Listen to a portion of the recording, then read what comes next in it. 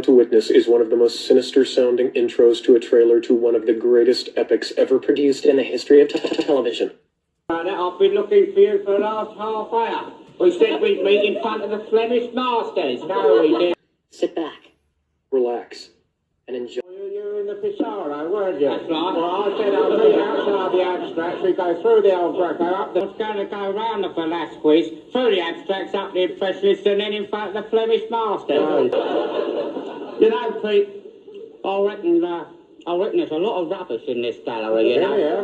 Well, not only rubbish, Dad, there's a lot of muck about. Yeah. I've been looking all over the place for something good. Yeah. I went up to the manager. I said, I got him by the collar. I said, here. Yeah. I said, where... Come on, what do you say, Dad? I said, where's that bloody Chinese flying horse then? What do you say? He said, get out. So I had to run up the Impressionists for half an hour, no doubt. Yeah, what I can't understand, frankly, Pete, is that there's not a Vernon Ward gallery in here. There's not a duck in the building. There's no Peter Scott, there's no Vernon Ward, not a duck to be seen. He's done more ducks than you've had hot breakfast done. He's done plenty of ducks. If he's done anything, he's done ducks. Yeah. He's done ducks in all positions. Yeah. Ducks in the morning. Ducks in the morning, ducks in the evening, ducks in the summertime. What's that song? If you see 16 of his ducks, you see 32 little eyes following you around the room. No, you only see 16 because they're flying sideways and you can't see the other eye on the other side. No, but you get the impression, Dad, that the other eye is craning round the beak to look at you, don't you? That's a sign of a good painting, Dad. If the eyes follow you around the room, it's a good painting. If they don't, it isn't. Yeah, it's funny you say that, Pete, because I was in the bathroom the other day. Of course you were, Dad. I remember that. Of course I was, Pete. And I had the feeling of somebody in the room with me, you know. Yeah. I thought, funny, you know. Bathroom door locked, you know, funny. Somebody in the room with me.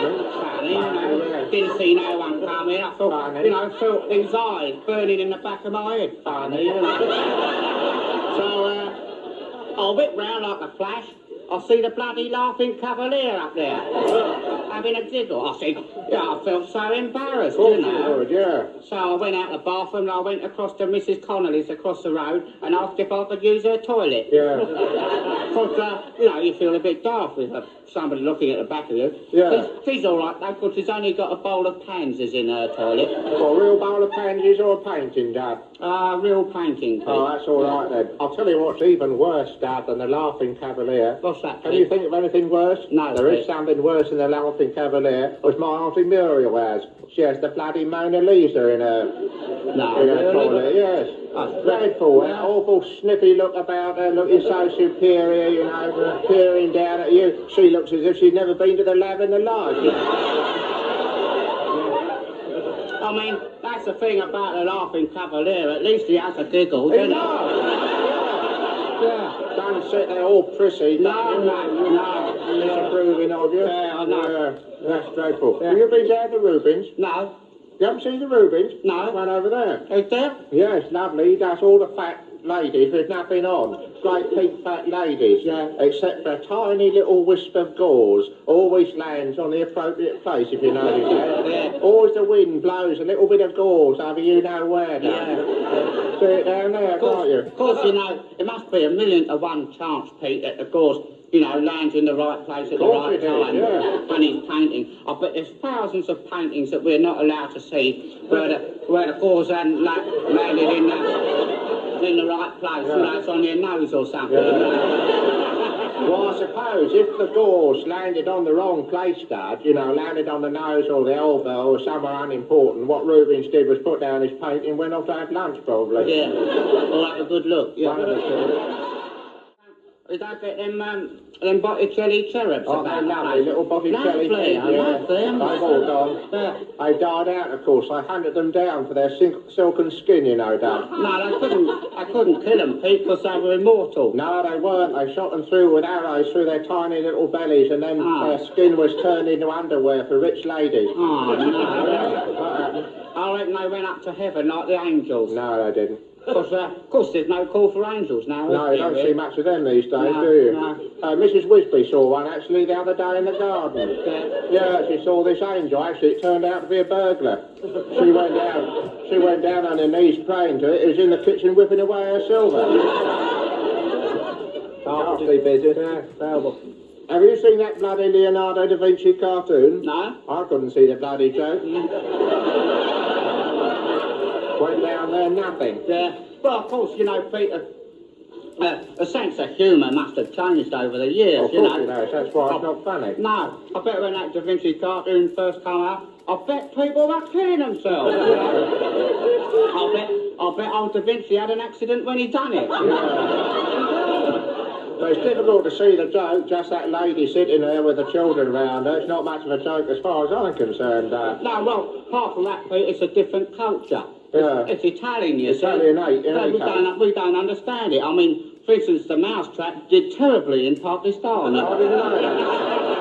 Another thing we've wasted money on is that bloody Cézanne, Grande Baigneurs. Have you seen that load of rubbish? No. It's over there. Oh, There it is, those fat nude ladies with their bottoms towards you. That's Les Grandes Baigneurs. You know what it means, don't you? What's it? Big bathers. Is that all? That's all it means, big bathers. 500,000 quid we pay for that. Those nude women come out of our pocket, Dad. Yeah. That's worth more than... It's worth more than Tottenham Hotspur, isn't it, that? Well, it's worth about the same now they signed Gilzine at centre forward, but it's not worth 500,000 quid, that load, is it? Works out about £50,000 a body, doesn't it? Well, you could get the real nude ladies over there for that price. Yeah. My Aunt Dolly would have done it for nothing.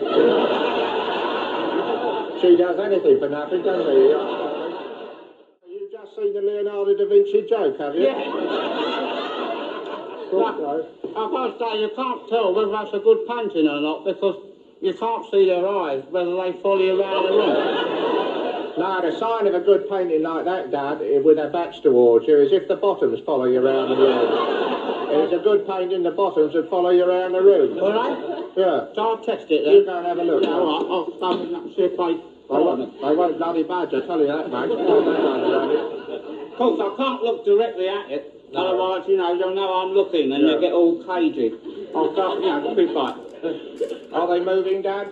I think they're following me, Pete. I don't think they are, Dad. I reckon they are, Pete. No, those bottoms aren't following you around the room. Your eyes are following the bottoms around the room. Same thing, isn't it? Of course it isn't a good deal of difference being followed by a bottom and you following a bottom. It's totally different. Well, you come here then, you see what I mean.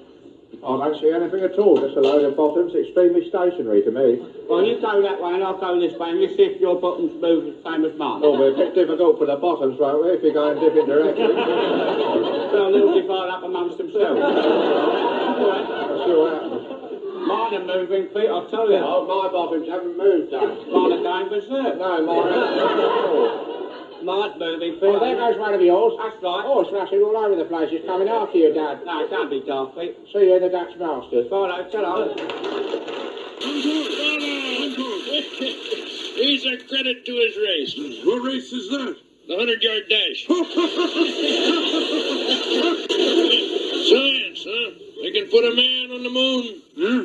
Yeah, but they can't put a moon on a man. Quack, quack, quack. Cribbit, cribbit, cribbit.